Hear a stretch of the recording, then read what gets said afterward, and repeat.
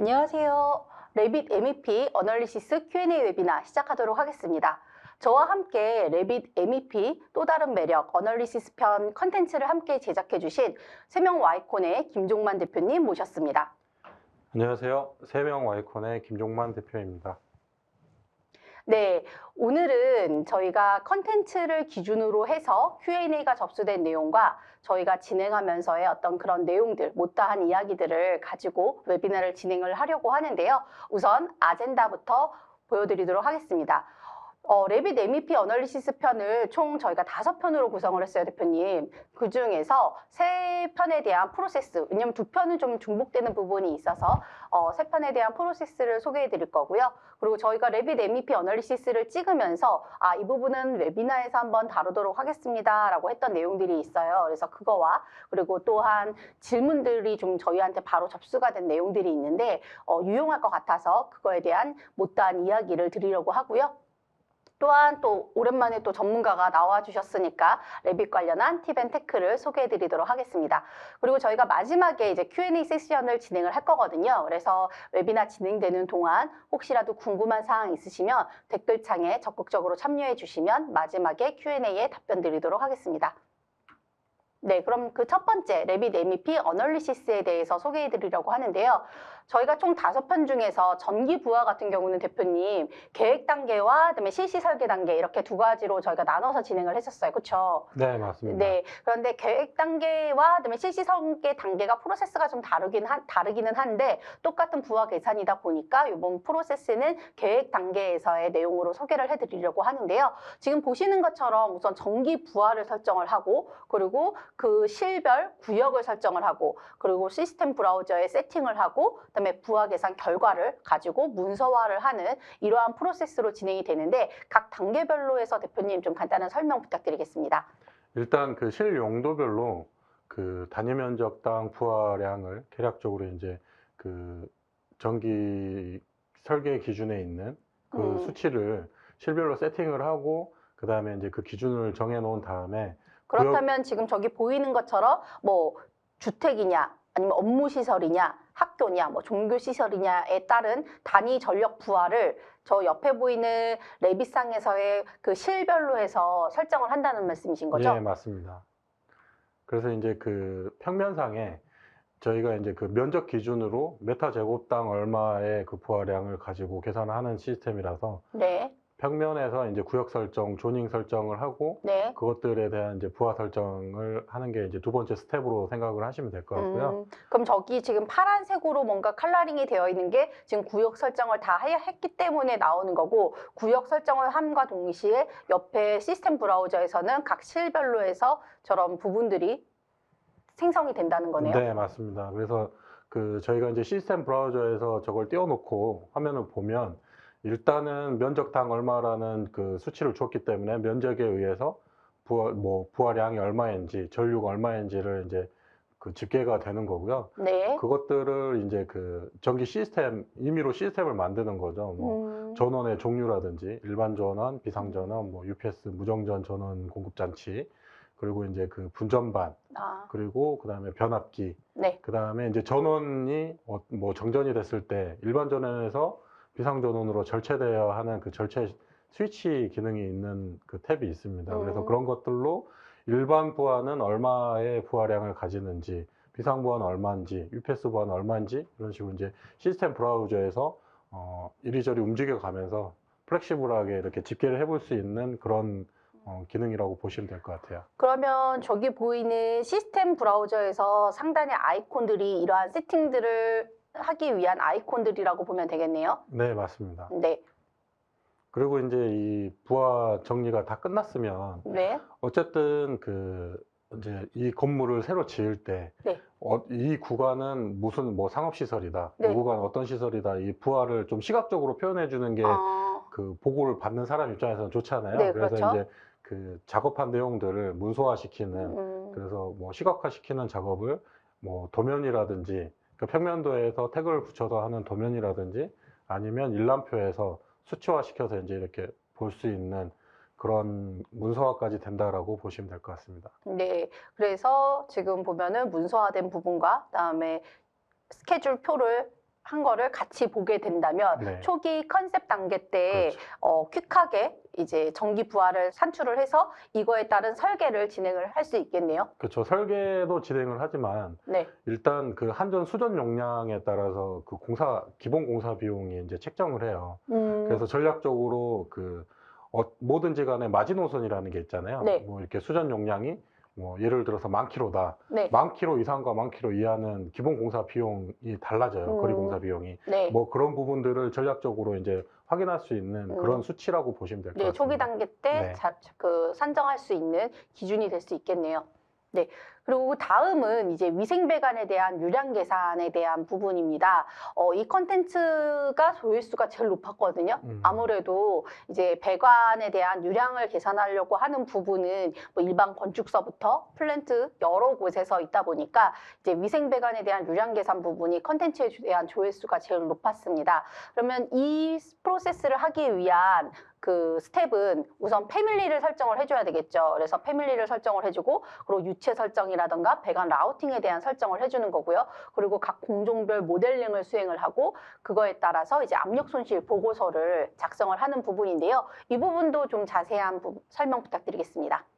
네, 그 레빗 시스템 상에서는 패밀리가 이제 그 속성 정보를 가지고 있어야 돼요. 그렇죠. 정확하게 이 세면대에서 사용하는 물의 양이라든지 그리고 거기에서 나와야 되는 물의 압력이라든지 뭐 시간당 물이 이제 떨어지는 그 물의 양 같은 것들을 계산하기 위해서는 단위 기구표라는 그 표를 기준으로 해서 각 뭐 위생기구, 세면대, 뭐 변기, 뭐 이런 소변기 여러 가지 그런 기구들의 정보를 기입을 해서 시스템에서 인식을 할 수 있도록 패밀리를 인식시키는 거고요. 그 다음에 이제 두 번째 스텝에서 유체 설정과 배관 라우팅인데 배관 라우팅은 저희가 일반적으로 모델링 할 때 형상에 관한 부분이기 때문에 라우팅 설정은 기본적으로 들어가는 거고 네, 무조건 들어가는 그렇죠. 부분이죠.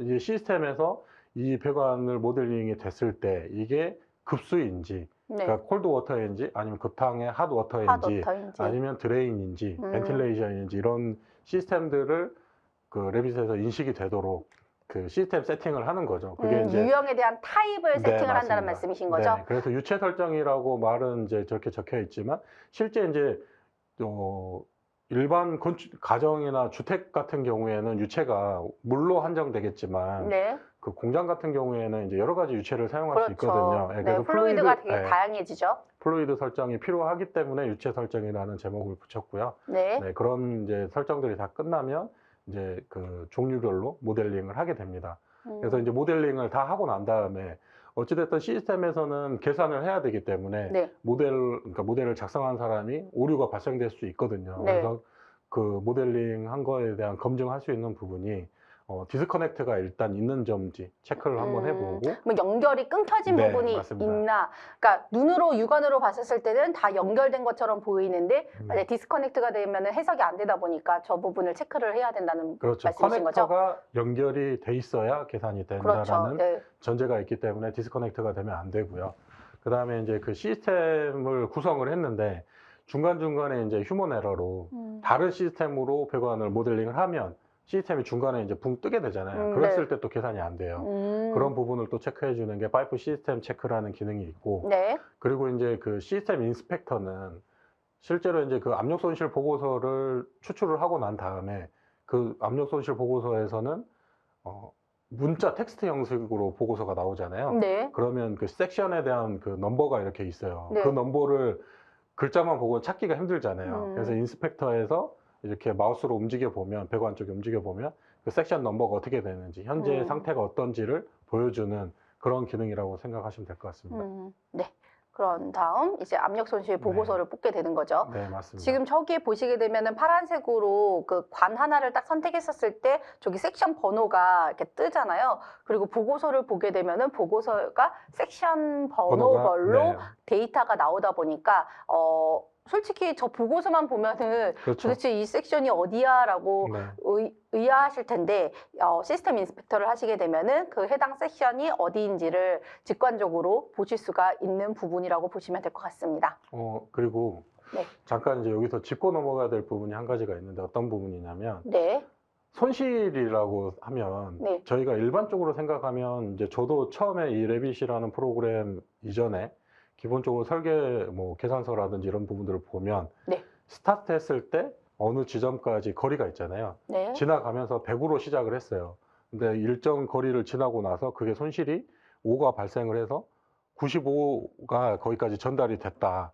그래서 5라는 손실이다. 이런 개념으로 이제 생각을 했었는데 네. 레빗은 말은 비슷해요. 근데 레빗은 당신이 이런 배관에 이런 구성을 피팅류로 구성을 해서 어떤 기구들이 매달려 있는데 요게 이제 얼마만큼의 양이 필요한 거잖아요. 네. 그 양을 필요로 하는데 이 배관에 이런 구성이면 이만큼의 손실이 발생한다 라는 느낌으로 이제 보고서가 나오기 때문에 그 부분은 잘 이렇게 이제 생각을 해서 적용하시면 될 것 같습니다. 네. 어차피 이거 데모로 이 부분은 좀 보여주시다 네, 네, 보니까 네. 그때 좀 설명을 해주시면은 네. 더 구체적으로 네. 네, 인지를 하실 수 있을 것 같습니다. 네, 그리고 이제 냉난방 부하 부분인데요. 솔직히 저희가 이 영상 찍으면서 저희가 제일 좀 아끌 쓰 것처럼 좀 그렇죠.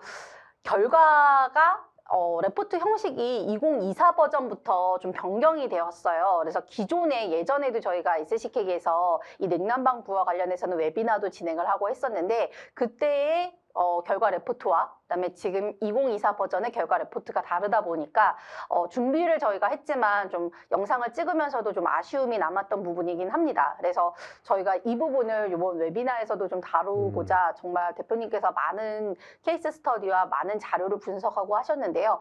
아직까지는 저희가 여러분들께 이렇습니다라고 그 실제 엑셀인가요? 그렇죠. 아니면 네, 네. 엑셀로 나온 아웃풋과 그다음에 레빗에서 컬큘레이션 된 데이터를 가지고 비교해서 매칭해서 이렇게 설명을 드리기에는 조금 더 좀 스터디가 더 필요할 것 같습니다. 그래서 이거는 향후 웨비나를 다시 한번 기획을 하려고 하고요. 그 냉난방 부하를 계산하기 위한 프로세스는 우선 구역을 설정을 하고요. 그리고 시스템 브라우저에서 세팅을 하고 그다음에 에너지 모델을 생성을 하고 그리고 이제 냉난방 부하 레포트를 생성하는 프로세스인데요. 좀 구체적인 설명 부탁드리겠습니다, 대표님. 네.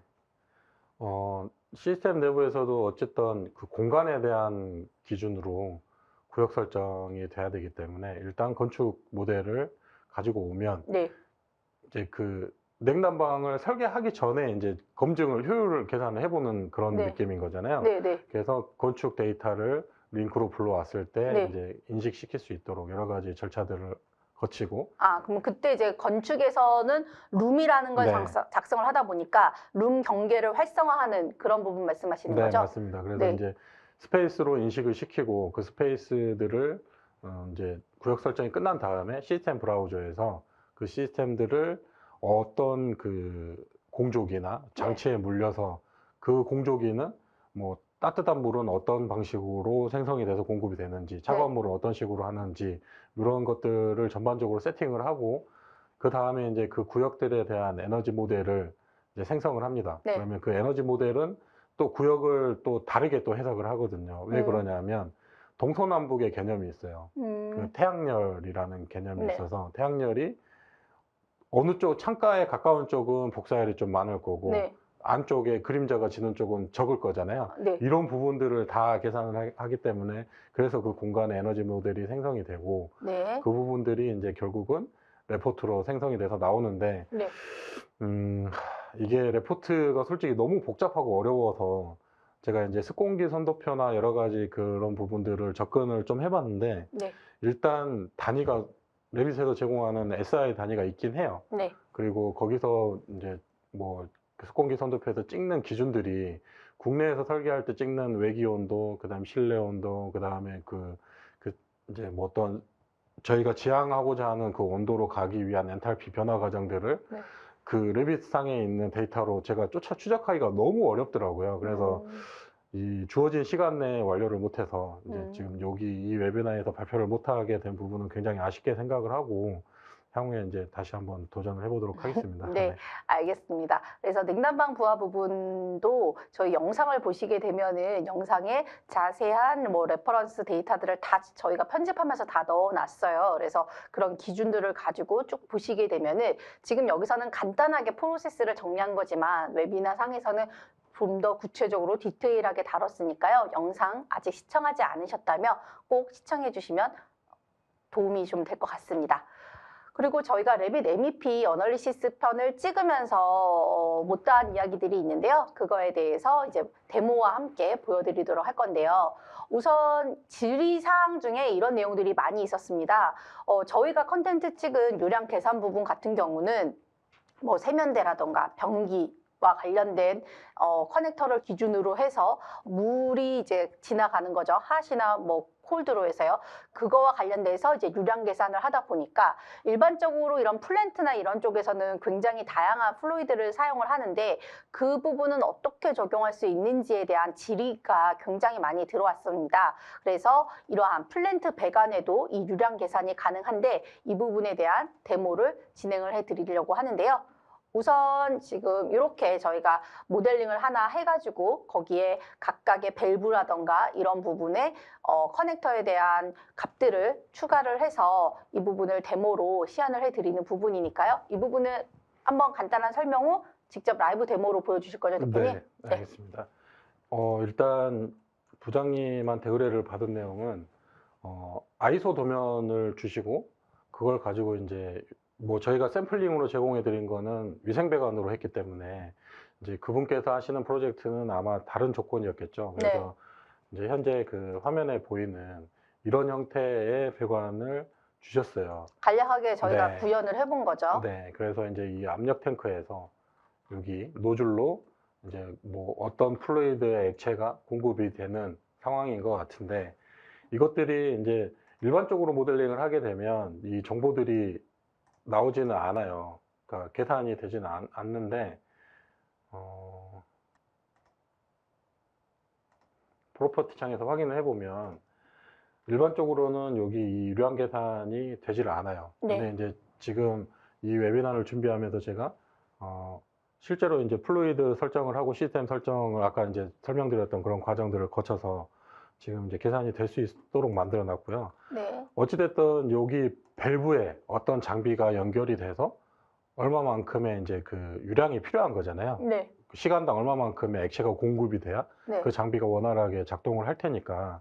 그래서 그 임의로 저희가 이제 이 패밀리에다가 단위 그 유량을 적용을 한 거죠. 그래서 여기 픽스 유닛으로 네. 세팅을 해서 여기에 이제 유량이 얼만큼 필요한지 거기에 이제 발생되는 압력 손실이 얼마인지 임의로 이제 지정을 한 상태이고 어찌됐든 시스템에서는 필요한 그 뭐라고 해야 되나요? 액체의 양이 있어야 돼요. 그래야 네. 시스템에 인식을 하고 그것들이 흘러갈 수 있는데 흘러간다는 전제로 계산을 하기 때문에 그런 기준으로 보시면 될 것 같고요. 지금 현재는 지금 시스템에 보면 콜드워터로 물로 물이 흐르는 조건으로 한계를 했고요. 네. 그 다음에 한 가지는 시스템에 에틸렌 글리콜이라는 네. 부동액이죠. 네. 그러니까 물과는 좀 점성도 다르고 네. 온도 변화에 따른 그런 어떤 상태 변화가 조금 다른 액체를 세팅을 했고요. 그럼 시스템 타입 자체를 아예 추가가 돼야 되는 거네요? 네, 그렇습니다. 그래서 이제 말씀하십시오. 네, 그 질의 주신 것 중에 디폴트로 이제 뭐 핫워터, 콜드워터 이렇게 있다 보니까 저러한 그 시스템 타입을 추가하는 부분도 네. 굉장히 그 궁금해 하시던데 그 네. 부분도 한번 설명을 해주시면 좋을 것 같아서요. 이것도 일단은 이게 여기에 있는 거는 추가나 뭐 여러 가지 뭐 삭제도 하고 가능한데 네, 중요한 건 제가 이제 그 부동액으로 해보려고 했었던 거잖아요. 네, 네, 그래서 아더에서 일단은 비슷한 이게 있는지 한번 확인을 해봤어요. 근데 네. 계산은 되는데 여기 시스템 이게 없잖아요. 아, 클래시피케이션이. 네, 플루이드가 없어요. 네. 유체에 대한 정보를 기입을 할 수가 없어요. 네, 그래서 이 아더는 안 될 것 같아서 네, 가장 비슷한 게 콜드워터거든요. 네, 확인해 보니까. 그래서 콜드워터에 보면 플루이드 타입을 지정을 할 수 있고 네. 그 다음에 온도가 어느 정도 되는지를 뭐 지정을 할 수 있어요. 그래서 지금 이제 제가 요 놈을 기준으로 여기 듀플리케이트로 복제를 한 다음에 네, 복제된 거를 요걸로 바꾼 거죠. 네. 명칭을 리네임으로 명칭을 바꾸고 네, 그 다음에 타입에서 저희가 이제 여기 있는 에틸렌 글리콜 10% 농도 10%짜리로 적용을 한 거고요. 원래 당초에는 그 뭐 뭐 반도체 공장이라든지 여러 가지 공장에서 쓰는 액체를 하려고 했는데 이게 못하는 이유가, 못하는 것보다는 좀 복잡하고 너무 어려운 이유가 뭐냐면, 네. 매니지 탭에서 제가 한번 보여드릴게요. 네. 매니지 탭에 메카니컬 세팅을 들어가 보시면 여기 플루이드가 네, 있죠. 플루이드가 있어요. 네. 여기에 이제 정의를 여기 시스템 내부에서 해놓은 건데, 네. 자, 요거 부동액을 한번 볼게요. 네. 이거를 어떤 표가 있어야 이걸 정보를 정확하게 넣을 수 있거든요. 그렇죠. 네, 그래서 이런 정보들을 기입하는 게 쉽지가 않아서 일단 어찌됐든 여기서 이제 질문자의 그 목적은, 질문하신 목적은 물과 그다음에 다른 액체가 과연 계산을 했을 때 유량이 다르게 계산이 되는지, 뭐 마찰이 다르게 계산이 되는지 이런 거를 확인하고 싶어 했던 것 같아요. 네. 그래서 거기에 주안점을 두고 이런 시나리오로 작성을 했고요. 그러니까 저 플루이드 같은 경우는 얼마든지 추가하시는 거는 네. 문제가 안 되는데 네. 정확한 저 데이터 값을 알아야지만 그렇죠. 네. 추가할 수 있다라는 부분이니까 그거에 따른 백데이터가 정확하다면 저 플루이드는 얼마든지 원하시는 기준에 맞춰서 추가가 가능하다라고 보시면 될 것 같습니다. 네. 그리고 이제 이걸 하면서 조금 의아했던 부분은 시스템 클래시피케이션이 지금 콜드워터로 돼 있어요. 네. 이게 빌트인 파라메타라 변경을 할 수가 없어요. 아, 이게 여기에 있는 요 놈을 빼고 나머지가 빌트인 파라메타더라고요. 네. 그래서 어찌됐든 여기에 구분은 그렇게 돼 있지만 타입이 다르기 때문에 계산은 명확하게 해줍니다. 아, 그럼 클래시피케이션 같은 경우는 제가 듀플리케이트한 그 모체에 대한 네, 정의가 맞습니다. 된다는 그게 거네요. 적용이 되는 거죠. 네. 그래서 일단 뭐 배관을 간단하게 여기서 확인해 보면 이 부분을 보면 1.4와 뭐 1.9 정도의 손실이 지금 있어요. 같은 구간에. 그러면 물로 비교를 해 보면 수치가 다르죠. 네. 다름을 확인할 수 있어요. 그래서 유체 흐름, 유체의 종류에 따라서 다르다라고 네. 보시면 될 것 같고요. 이거를 이제 레포트로 추출을 해 보면 지금 두 가지, 저희가 시스템 내부에서 차가운 물 한 가지, 그 다음에 부동액 한 가지, 두 가지를 했고, 차가운 물 한 가지 그 부동액 같은 경우는 지금 모델이 동일하게 이제 듀플리케이트 했는데 하나는 콜드 워터로 지금 세팅을 한 거고 그렇죠. 하나는 그 부동액으로 네. 그 에틸렌 글리콜로 네, 세팅이 되어 있는 거죠. 세팅이 되어 있어서 지금 네. 그 두 가지가 뜨는 거죠. 시스템이 서로 다르기 때문에, 두 가지 시스템이 있기 때문에 레포트가 두 가지가 나온다라고 생각하시면 될 것 네. 같습니다. 그래서 OK를 누르면 이제 뭐 여기서 레이놀즈 넘버 정도 추가해서 레포트를 생성을 하면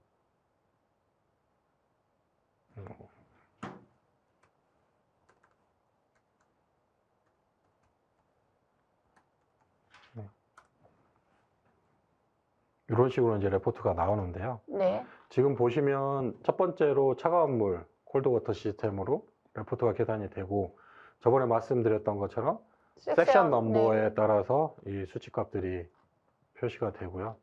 그 다음에 아래쪽에 보면 에틸렌 글리콜에 대한 시스템으로 이렇게 유체가 계산이 되는 것을 확인할 수 있습니다. 값이 그러면 네. 차이가 섹션별로 봤을 때 차이가 나나요?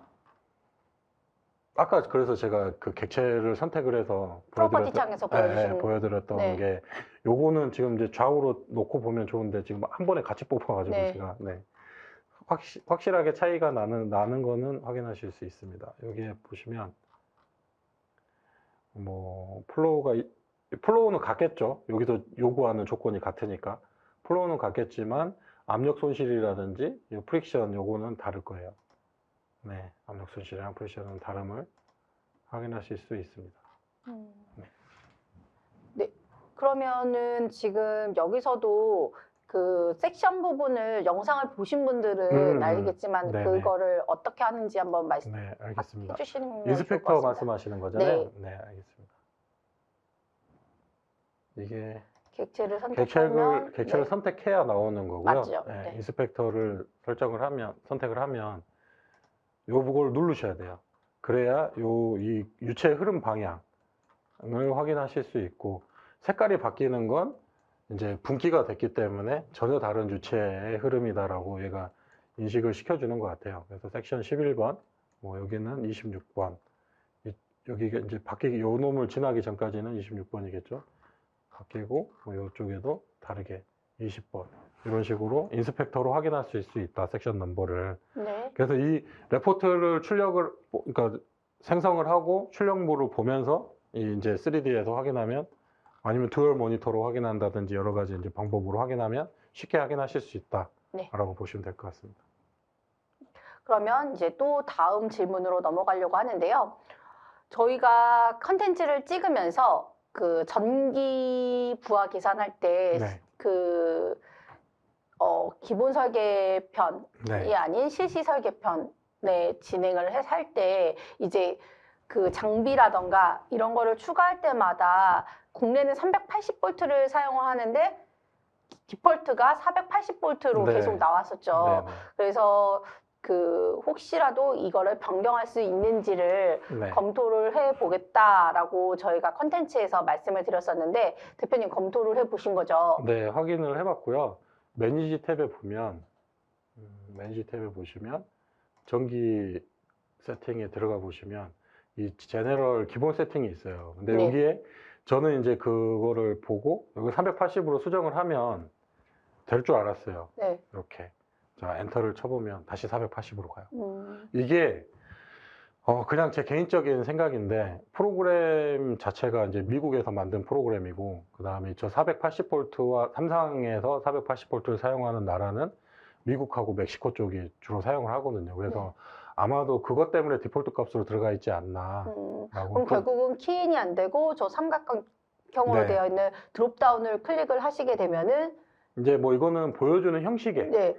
타입 형식의 다름이 있고, 요게 뭐 음, 380이라는 글자를 선택할 수 있는 그런 것도 없어요. 그냥 요게 아예 그냥 디폴트가 요 정보들을 어떤 식으로 분류해서 보여줄 거냐라는 그거 선택만 있지, 네. 이 전압에 대한 설정은 따로 없습니다. 그래서 이제 뭐 바꾸는 거는 그렇게 어렵지 않으니까 뭐 불편함을 감수해야 될 것 같아요. 네. 뭐 어차피 거기서 변경 가능하다 보니까 네. 알겠습니다. 그리고 또 저희가 진행을 하면서 동일한 그 전기 부하할 때 저희가 전기 부하 레포트를 뽑았을 때 용량과 그다음에 연결 부하 부분이 지금 그 반올림을 하더라도 한쪽은 맞출 수 있는데 용량을 맞추면 연결 그렇죠. 부하가 안 나오고 연결 부하를 맞추면 용량이 단위가 바뀌고 이런 좀 이슈들이 네. 있어가지고 이 부분을 분리 설정 가능한지를 한번 확인을 해보고 웨비나에서 다루겠다라고 말씀을 드렸었는데 이 부분은 어떤가요? 요것도 이제 된다라고 생각을 했었어요. 처음에. 이게 이제 어찌됐든 이 프로젝트 안에 있는 파라메타를 이용을 하는 거라서 된다라고 생각을 했고, 그 다음에 전력에서 사용하는 파라메타가 두 가지가 있어서 서로 다르게 쓰면 되겠다라고 생각을 했는데, 일단 한번 제가 보여드릴게요. 네. 매니지 탭에 분전반, 요거죠. 에디트 분전반 템플릿을 변경할 수 있는 요 탭에 들어가 보시면, 네. 저희가 이제 영상을 보시면 알겠지만 원컬럼으로 판넬 메인이 지금 요 템플릿이에요. 네. 그래서 지금 이제 저희가 요 용량이라는 건 파라메타를 저희가 포뮬러를 이용을 해서 지금 만든 거거든요. 네. 그래서 여기 한번 더블 클릭을 해보면 트루 로드 나누기 1000이에요. 그래서 여기 요랑 얘랑 같이, 그러니까 수치를, 그러니까 단위를 변경하거나 소수점을 변경하면 같이 연동이 됐던 이유가 요거랑 같은 정보를 사용을 했기 때문에 이제 그런 상황이 생겼던 건데, 제가 여기서 이 파라메타 값을 이제 저희가 쓸 수 있는 파라메타는 요거 접속되어 있는 부하량을 네. 사용을 하려고 했어요. 네. 그래서 요걸 선택을 하고 이쪽에 트루로드를 지워주면 네. 당연히 이제 된다라고 생각하고 쉽게 제가 이제 말씀을 드렸었는데, 지금 이미 사용하고 있다라고 나와요. 그 이미 사용은 어디서 하고 있냐면 요 아래쪽에 보면 요쪽에 여기서 이 상별로 요거를 이미 쓰고 있어요. 네. 그래서 그 변수를 함수로 가져다가 포뮬러를 적용하는 게 안 된다라고 지금 나오는 상태라 일단은 안 될 것 같습니다. 아, 그런가요? 네.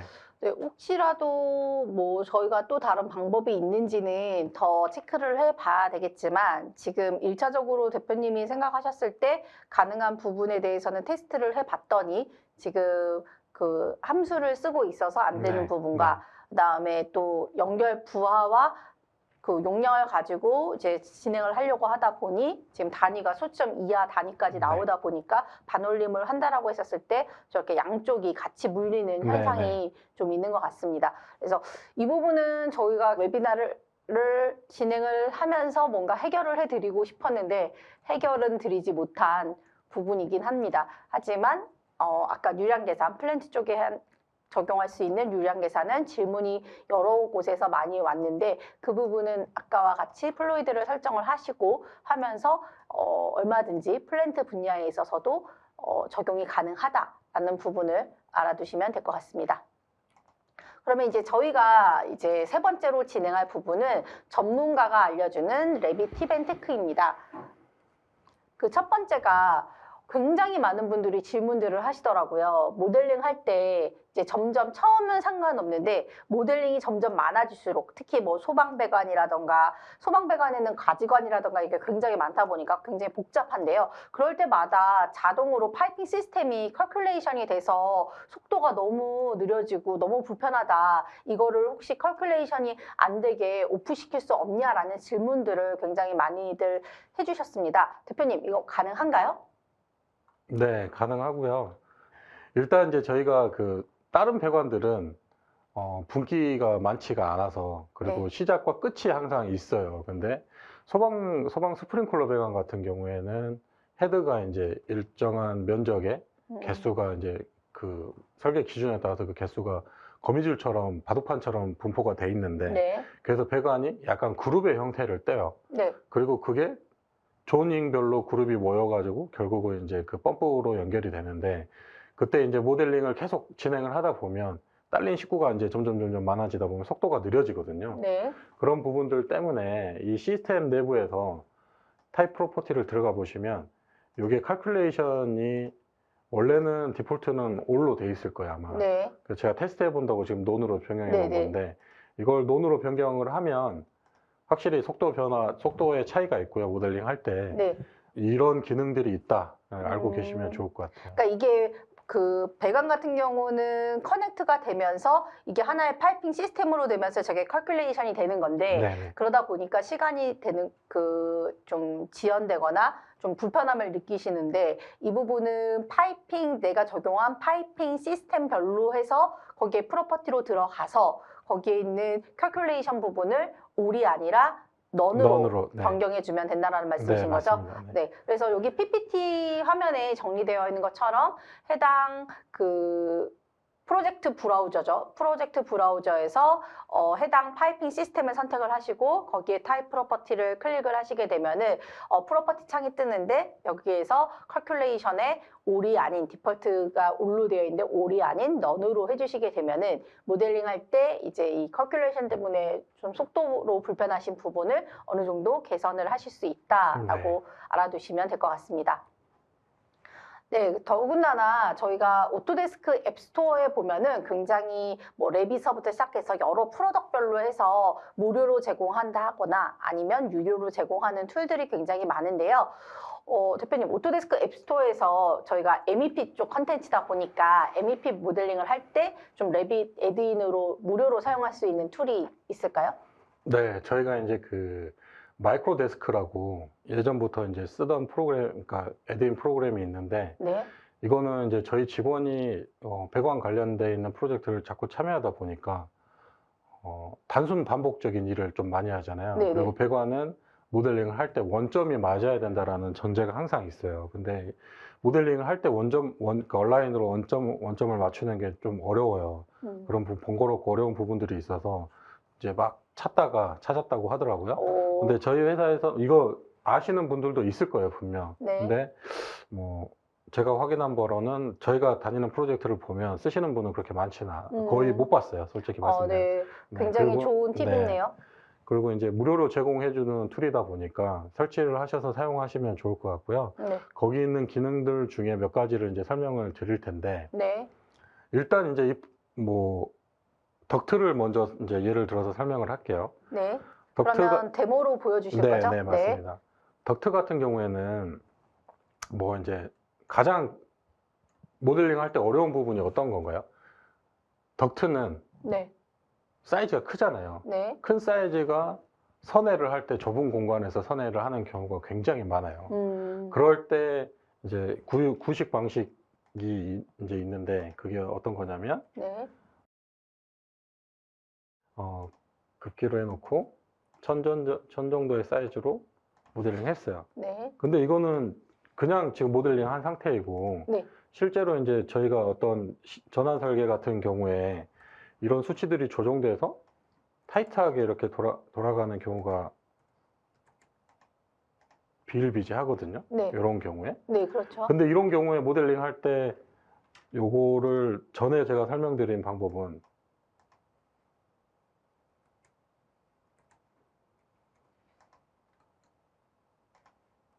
이렇게 해서 요게 이제 길다는 전제 하에서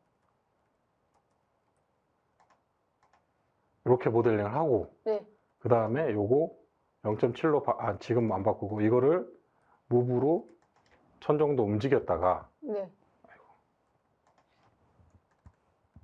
1000 정도 움직였다가 거기에서 연결하고 커넥트하고 그 다음에 이거를 조절을 하고 네. 그리고 다시 원복을 시켰어요. 이런 식으로. 네, 좀 그렇죠. 번거롭잖아요. 네, 네. 근데 이 마이크로 데스크의 기능은 어떤 기능이 있냐면 네. 이런 상황인 거죠. 네, 네. 이런 상황일 때 요게 지금 보면 그 엘보우 있죠, 엘보우. 네. 엘보우가 라이트 있고 레프트가 있어요. 네. 이쪽에다가 연결을 먼저 할 거잖아요. 네. 라이트를 선택하고 엘보우를 선택을 해요. 요음은 이제 뭐 지웠다 치고 이런 식으로 지금 먼저 한 개를 만들었어요. 네. 그리고 수치 조정을 해요. 0.7 네. 조정을 했어요. 그럼 여기다 연결을 할 때 네. 기본적으로 연결하면 안 되잖아요. 네. 공간이 좁아서. 네. 이럴 때 복사를 해서 얘를 여기다 붙이는 거예요. 신기하죠. 여기다 붙이는 게. 어떤 기능이 있냐면 여기 오른쪽에 보면 Move Connect인데 얼라인을 해서 커넥팅을 하겠다. 네. 그러면 이 커넥터는 지금 세 가지 요소가 있어요. 이쪽 커넥터가 있고 이쪽 커넥터 있고 그 다음에 여기 커넥터가 있잖아요. 네. 그래서 이 커넥터를 붙일 때 랜덤으로 가까운 쪽으로 붙어줘요. 네. 그래서 이게 지금 이쪽 방향으로 엘보우가 생성되면 좋겠지만 네. 경우에 따라서는 이 방향으로 붙을 수도 있겠죠. 네. 우선은 한번 붙여볼게요. 이 방향으로 붙었어요. 네. 그러면 뒤집어야 되잖아요. 네. 뒤집고 싶을 때 여기에 보면 로테이션, 피팅 180도짜리 돌았어요. 네. 그 다음에 얼라인으로 한번 조정을 해주고 중심점을 조정을 한번 해주고 아까 썼던 무브 커넥터 얼라인으로 연결. 그러면 탭을 눌러보면 하나로 체인으로 연결이 되어 있는 걸 확인하실 수 있죠. 이게 제가 지금 시연하면서 조금 제 키보드가 아니고 제 컴퓨터가 아니다 보니까 조금 버벅거리는 점이 있는데 빨리 하는 사람들 입장에서는 쉽게 할 수 있다. 그 다음에 또 다른 기능은 어떤 게 있냐면 저희가 이런 모델링을 해놓고 요 구간에서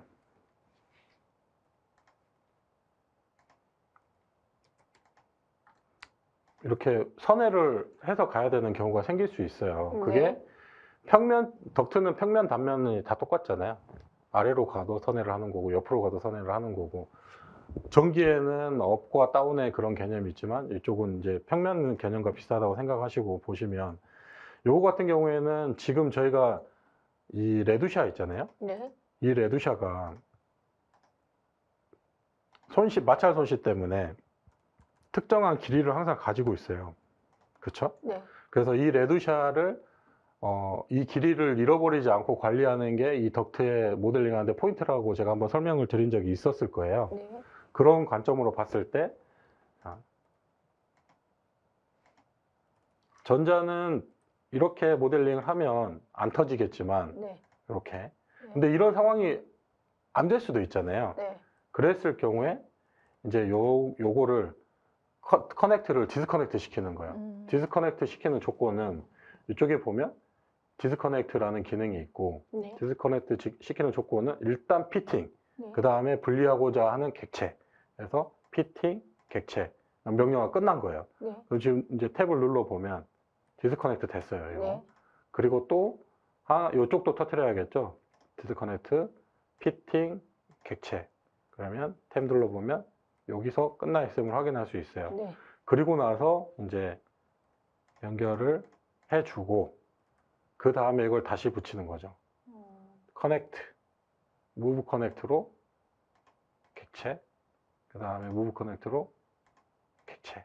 그러면 네, 이렇게 시스템이 연결되어 있는 걸 확인할 수 있다. 이게 지금은 평면에서 넓은 공간으로 해서 피팅의 그 밴드 레디우스 그 비율이 1로 작성이 돼도 안 터지는 상황이지만 타이트하게 뭐 어떤 장애물을 뛰어넘어가거나 아니면 45도나 뭐 90도로 이렇게 휘어져서 갈 때 불리함이 있을 수 있다. 그 다음에 이제 두 번째로 어려운 건 이 디퓨저 연결하는 게 솔직히 좀 귀찮고 번거롭잖아요. 네. 그런 상황일 때 어떤 기능이 좋냐면 일단은 메인 배관은 둘째 치고 요게 뭐 여러 개가 이렇게 쭉 있었어요.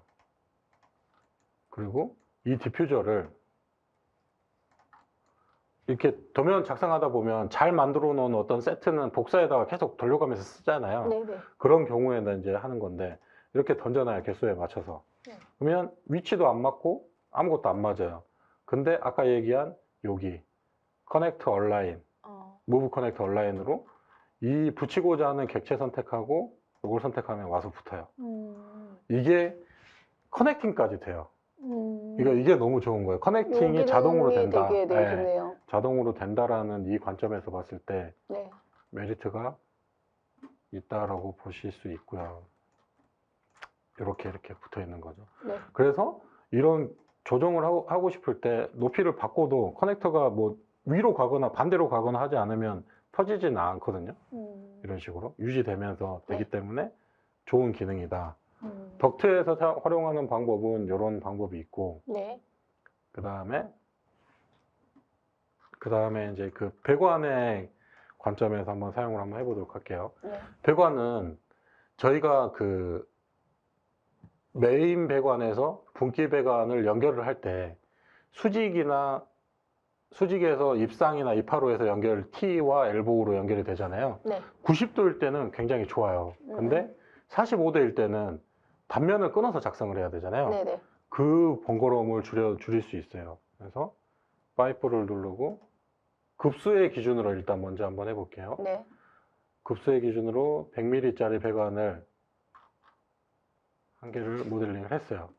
그리고 여기에 연결되는 배관이 50mm짜리가 단차가 많이 안 나는 3100 정도로 해서 연결을 시도를 해볼 건데, 원래 당초에 저희가 이제 여기 있는 이 기능으로 연결하면 연결이 되잖아요. 근데 이게 공간이 충분하면 3400 정도로 공간이 충분하면 자동 작성이 되죠. 네. 아까 안 된 거는 공간이 그게 충분하지 피팅 않아서 공간이 안 그런 나왔기 거잖아요. 때문에. 네, 그런 네. 거잖아요. 네. 그래서 3D에서 보시면 이렇게 공간이 되니까, 근데 여기는 45도로 연결을 해줘야 되잖아요. 네. 이럴 때 3D 뷰를 벗어나지 않고 작업할 수 있는 방법이 있어요. 그래서 여기에 어떤 기능이 있냐면 엘보우인데 네. 다운으로 45도를 할 수 있어요. 근데 만약에 업인 경우가 있잖아요. 네. 그러면 45도를 붙여놓고 로테이션 180도로 시키면 업으로 180으로 업으로 바뀔 거 아니에요? 자, 일단 다운의 전제로 여기다가 조건이 상황을 봤을 때 아마 이 아래쪽은 이쪽으로 붙고 위쪽은 이 왼쪽으로 붙을 거예요. 자, 아래쪽으로 놓고 한번 해볼게요. 이쪽으로 붙네.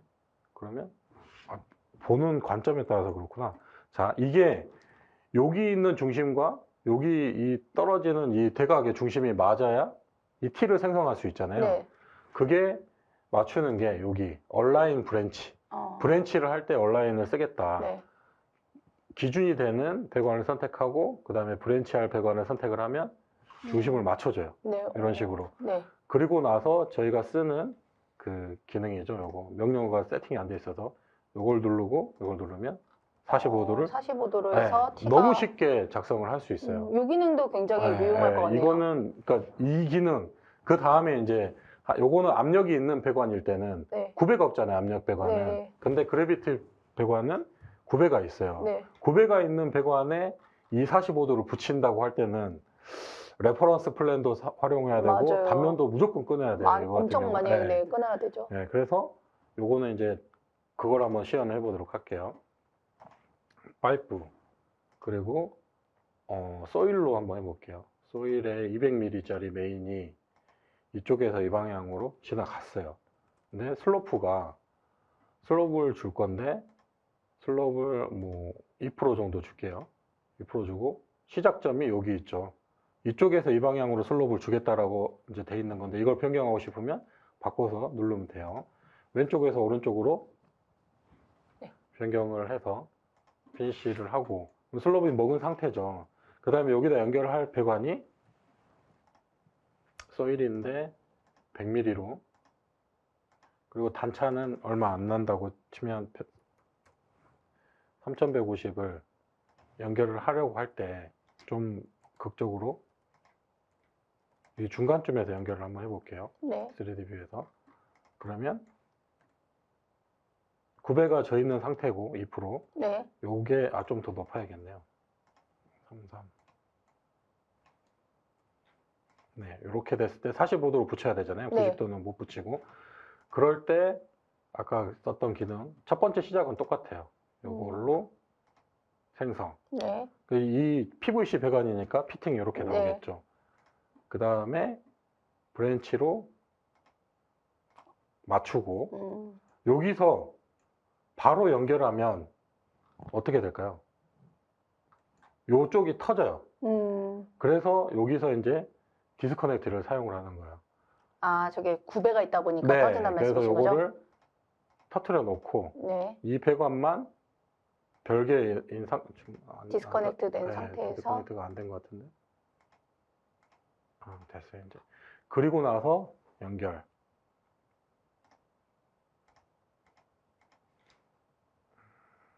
여기 거리가 짧은가 본데요. 여기 피팅이 나오는 거리가 짧은 네. 건데. 그런 것 같아요. 네.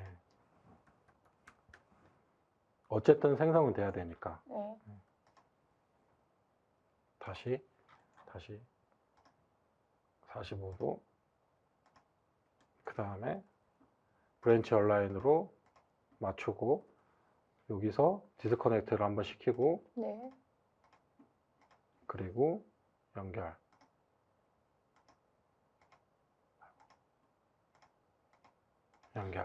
됐죠. 네. 그리고 나서 얘랑 다시 연결을 시키는 거예요. 또 커넥트를 시키면 된다는 말씀이신 거죠? 네, 그렇죠. 무브 커넥트. 무브 커넥트로. 네, 이걸로 연결. 그러면 시스템에서 이렇게 체인으로 연결이 돼서. 네, 그렇죠.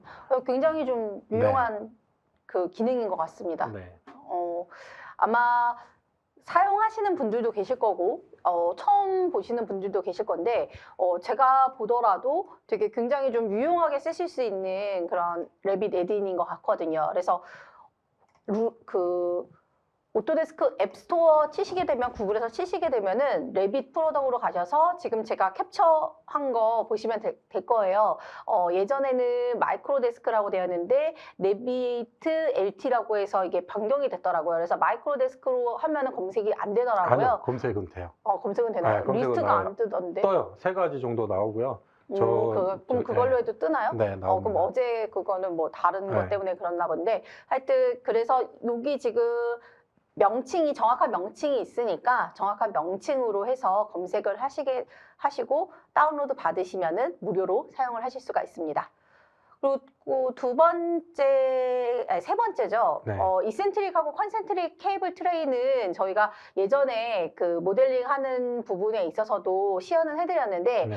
이 이센트릭이랑 컨센트릭을 하기 위해서는 저스티피케이션을 뭐 레프트, 라이트로 변경을 해주면서 작업을 해야 되는데 그런 작업 없이도 간단하게 가능한 방법이 있는지를 많이들 질의를 주셨어요.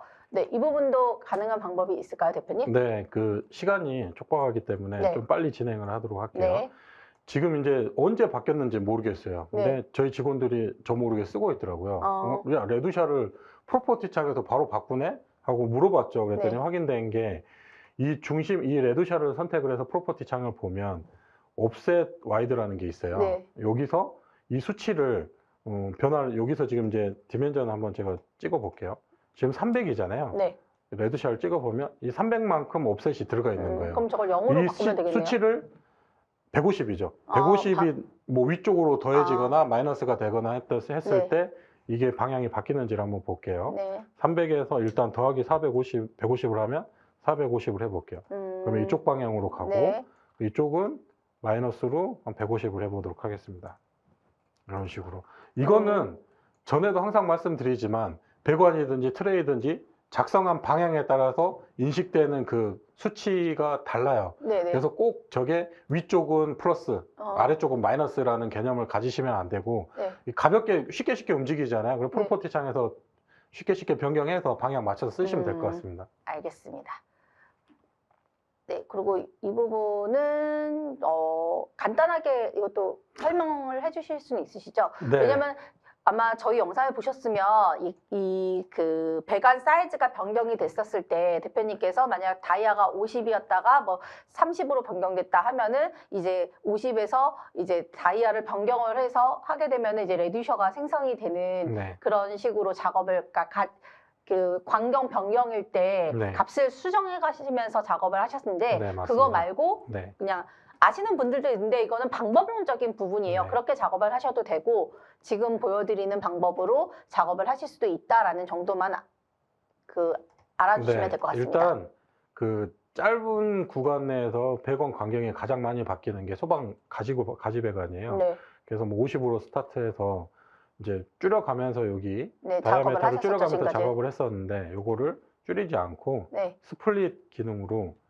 여기 50에서 40 한번 자르고 32 한번 자르고 22로 변경된다고 쳤을 때 네, 여기 지금 스플릿 해놓은 요 유니온으로 바뀌어 있을 거예요. 네. 커플링으로 바뀌어 있는데 네. 요게 사이즈를 변경하면 레드샤로 변경이 돼요. 그래서 요거를 바로 아래 단계인 40 그러면 레드샤 40으로 바뀌었죠. 이쪽은 네. 그대로죠. 요게 기존에는 이게 안 됐던 걸로 제가 기억을 하는데 사이즈가 바로 한 번 더 바뀌는 건 네. 근데 여기는 그냥 받아주더라고요. 32로 했을 때 또 돼요. 그리고 여기를 또 25로 변경했을 때 바로 간단하게 이 스플릿 기능으로 이렇게 쭉쭉쭉 물론 다이아메터를 바꿔가면서 쓰실 수 있는 분은 빨리 할 수 있으면 좋고 이런 방법도 있다. 네, 네. 그렇게 생각하시면 될 것 같습니다. 네. 네, 그러면 이제 Q&A 세션을 진행을 해보려고 하는데요. 질문들을 많이 주셨는지 모르겠네요. P&ID 설계에도 사용이 가능할까요? 라고 하셨는데 P&ID에서는 어려울 것 같아요. 네, 일단 P&ID 관련된 모델이 좀 에러라고 해야 되나? 좀 성공 확률이 좀 낮더라고요. 그래서 잘 시도를 안 하고 있습니다. 네. 그리고 모델링 시뮬레이션 결과와 실제 결과의 적합률은 어떻게 되나요? 정기 기준으로 정확하게 맞다라고 말씀을 드릴 수 있고, 네. 그 다음에 이제 배관 유량 계산 같은 경우도 거의 흡사하다 이제 확인할 수 있고, 냉난방만 저희가 이제 맞춰보고 싶은데 아직 이제 확인을 못했던 상황이고요. 네. 그리고 전기 부하 용량 계산을 통해 적정한 양 산출 시 환경 요인과 변경 요인에 대한 주요 고려 사항은 무엇인지요? 장애에 따른 예비 용량 주요 산정 기준은 무엇인지요? 라는 질문을 해주셨네요. 환경 요인, 변경 요인. 기본 설계 때 일어나는 일인 것 같은데, 그거는 이제 회의하면서 저런 부분들이 뭐 나올 것 같아요. 그러니까 아까 이제 환경적인 요인이라 하면 엄청 춥거나 네. 엄청 덥거나의 이런 부분인 것 같고, 냉난방에 관련된 부분. 네. 그리고 뭐 다른 전기 부하를 물어보신 것 같아요. 네, 그러니까 근데 어쨌든 냉방을 더하면 네네. 전기를 더 전기를 더 써야 네, 된다. 그러니까 그런 네, 부분들이 네. 있으니 그런 것 같고, 저게 질문이 너무 포괄적이고 좀 어려워서. 지정원님 조금 더 구체적으로 여기 질문을 해주시면은 저희가 웨비나가 끝난 후에도 추후에도 답변을 좀 드릴 수 있을 것 같습니다. 그리고 배관 노후화에 의한 불순물과 녹 등 이물질에 의한 압력 상승에 대한 해석 시 주의사항은 무엇인지요? 좀 엄청 전문가시네요, 질문이. 어려운 질문만 주시는데 저거 노후화의 반영은 시스템상에서 보이지는 않아요. 아, 네, 그런가요? 네. 그래서 뭐 그러면 녹이 발생돼서 분명 없이 그러니까 표면이 거칠어진다라는 표현을 하거든요. 표면이 거칠어지면 분명 손실이 더 증가할 텐데 그 부분에 대한 거는 뭐 시스템상에서 줄 수는 임의로 개수 세팅을 해서 줄 수는 있을 것 같아요. 네. 네, 그리고 김병수님께서 질문을 해주셨는데 장비 배관 유량 해석 시 FU 설정 방법, 기준. 그러니까 FU, 그러니까 픽스처 유닛에 대한 단위 부하였잖아요. 그게 저희가 그 영상 찍을 때 어떤 조건일 때 배관이, 그러니까 배관의 사이즈에 따라서 기준도 다르고 뭐 용도에 따라서 다 달라서 그 테이블 활용은 이제 주어진 정보를 가지고 하면 될 것 같다라는 답을 드리고 싶네요. 네, 그리고 조진호님께서 데모 버전을 다운받아 전기 부하나 설비 배관 샘플 작성해 볼 수 있나요? 그게 학생 라고 버전인 건가요? 해주셨는데 저희 컨텐츠에 대한 데모 부분은 저희가 지금 아직 업로드가 되어 있지 데이터? 않아서 그럴 것 같은데요. 그 데모 부분은 저희가 제공을 해서 테스트 해보실 수 있도록 네, 제공을 해드릴 수 있을 것 같습니다. 네, 질문이 한 요 정도일 것 같고요. 저희가 다 드리지 못한 질문에 대해서는 추후 뭐 메일이나 네, 메일을 통해서 답변을 드릴 수 있도록 하겠습니다. 그리고 저희가 추가적으로 준비한 장표가 있는데요. 아마 저희 그 유튜브를 통해서 영상을 보신 분들도 많으실 거고 아니면 저희 SCK 오토데스크 센터를 통해서 컨텐츠를 보신 분들도 계실 텐데 아직도 많은 분들이 이 부분을 잘 모르시는 것 같아서 공유를 해드리려고 합니다. 저희 SCK 오토데스크 센터에 들어가시게 되면은 건축, 엔지니어링, 건설, 온라인 강의에 가시게 되면은 MEP를 하시는 분들한테 도움을 드릴 수 있는 자료가 이렇게 업로드가 되어 있습니다. 그래서 레빗 MEP 왕초보 탈출 작전서부터 실무 뜯어먹기, 네, 파이핑 모델링 실무 꿀팁만 골라먹기, 그리고 레빗 MEP 또 다른 매력 어널리시스 이렇게 4가지가 지금 시리즈로 올라와 있고요. 만약 레빗 MEP를 처음 시작하셔야 되는데 어디부터 시작해야 될지 모르신다라고 한다면 레빗 MEP 왕초보 탈출 작전을 보시면 되고요. 만약 나는 실무를 해야 돼서 뭐 전기실이라던가 이런 실무적인 내용을 좀 보고 싶다라고 한다면 여기 김종만 대표님도 같이 참여해 주신 레빗 MEP 실무 뜯어먹기를 보시면 됩니다. 또한 배관에 대한 실무 교육이 필요하다라고 하신다면 한승원 대표님과 이렇게 작성되어 있는 실무자와 함께 작성되어 있는 배관 실무 꿀팁만 골라먹기 시리즈가 있거든요. 그래서 이걸 보시게 되면은 공조 배관, 그다음에 위생 배관, 소방 배관 다 모델링하는 방법에 대해서 가이드를 드리고 있습니다. 또한 저희가 4월 초에 아마 이 부분에 대한 EDM이 나갈 건데요. 저희 이 공조 배관, 위생 배관, 소화 배관에 따른 이북을 저희가 다 만들었습니다. 그래서 컨텐츠를 기반으로 해서 실질적으로 교재처럼 보시면서 따라 하실 수 있도록 저희가 굉장히 디테일하게 준비한 이북을 다운로드 받으실 수 있는 EDM이 아마 배포가 될 거거든요. 그래서 이 부분도 많은 관심 부탁드리겠습니다. 네, 저희가 준비한 거는 여기까지입니다. 저희가 준비를 하면서 조금의 아쉬움은 있었어요. 그 냉난방 부하에 대한 아쉬움은 있었는데 그런 아쉬움이 있어야지 또 다음 컨텐츠를 만들 수 있는 부분이니까 아쉬움은 꼭 저희가 해결을 해서 다시 한번 알려드리도록 할 거고요. 지금까지 저희가 준비하면서 대표님이 제일 좀 요번이 힘들었던 부분인 것 같은데 어떠셨어요? 네. 이제 어찌됐든 그 해석이라 하면 근거 자료를 제시를 해야 되거든요. 네. 그런 자료 준비라든지 뭐 이제 그런 부분에 있어서 좀 미흡해서 냉난방을 해결하지 못한 부분이라든지 여러 가지 아쉬움이 남고 좀 어려웠던 이번 그 미션이었던 것 같아요. 그래도 뭐 제 스스로도 많이 이제 배우는 계기가 됐고 또 다른 분들한테 이런 좋은 정보를 전달할 수 있는 계기가 돼서 참 좋았습니다. 네. 그래서 여러분들도 이 1시간 동안 그 업무 시간에 할애해서 보셨는데 좋은 시간이었기를 바라면서요. 지금까지 SCK 이경미 주식회사 세명와이콘의 김종만 대표였습니다. 네, 감사합니다.